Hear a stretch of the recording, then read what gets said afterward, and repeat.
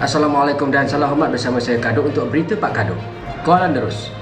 Pensyarah universiti tempatan berbeza pandangan dalam isu penghantaran pulang pelajar yang kini berada di institusi pengajian tinggi IPT ke kampung halaman masing-masing. Walaupun ada yang berpendapat IPT boleh bekerjasama dalam menguruskan penghantaran pulang itu, ada yang bimbang risiko terhadap pelajar yang pulang ke pangkuan keluarga dalam zon merah. Ketua Makmal Penyelidikan Institut Oceanografi dan Sekitaran di Universiti Malaysia Terengganu UMT, Dr. Muhammad Uzair Rusli mencadangkan kerjasama pintar di antara IPT bagi proses penghantaran pulang pelajar sepanjang tempoh Perintah Kawalan Pergerakan PKP ini.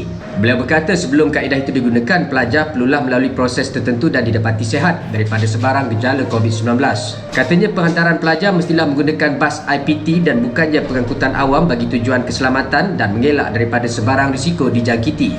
Jumaat lalu, Menteri Pengajian Tinggi KPT Datuk Nurani Ahmad berkata pihaknya akan meneliti kaedah terbaik untuk penghantaran pulang pelajar yang berada di kampus ke rumah masing-masing susulan lanjutan PKP sehingga 28 April ini. Semalam, Ketua Pengarah Kesihatan Dr. Nur Hisham Abdullah mencadang dan menasihat KPT supaya bersabar dalam tempoh seminggu dua sebelum membenarkan pelajar IPT pulang ke kampung masing-masing.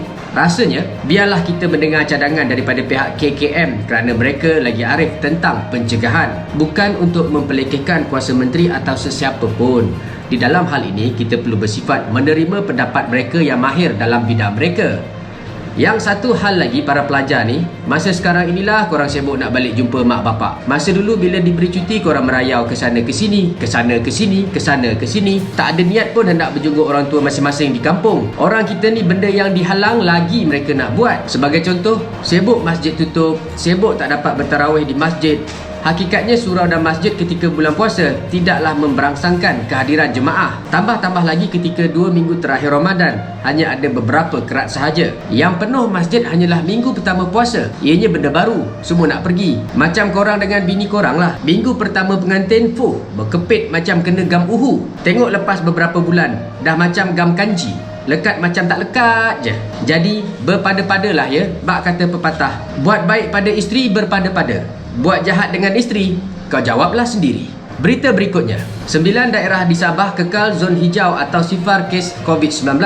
Antara daerah berkenaan termasuklah Telupit, Kuala Penyu, Tenom, Nabawan, Kudat, Pitas dan Kota Marudu. Pengarah Kesihatan Sabah, Datuk Dr. Christina Rundi berkata petugas kesihatan di Telupit sudah mengambil pendekatan positif dengan menasihatkan masyarakat supaya berusaha dan memberi kerjasama yang padu dalam memastikan daerah itu kekal sebagai zon hijau.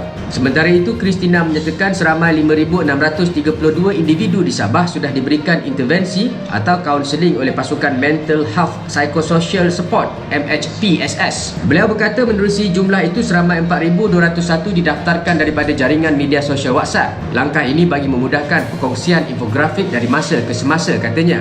Ini sesuatu yang perlu dibangga.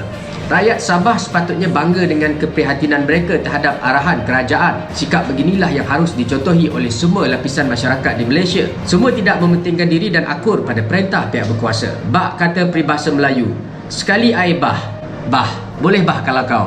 Berikut adalah berita komedi. Pak Pandir ingin membeli TV warna. Dia pun pergi ke kedai TV.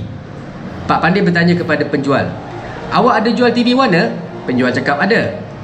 Kasih saya TV warna hijau. Saya Kado melaporkan untuk berita Pak Kado.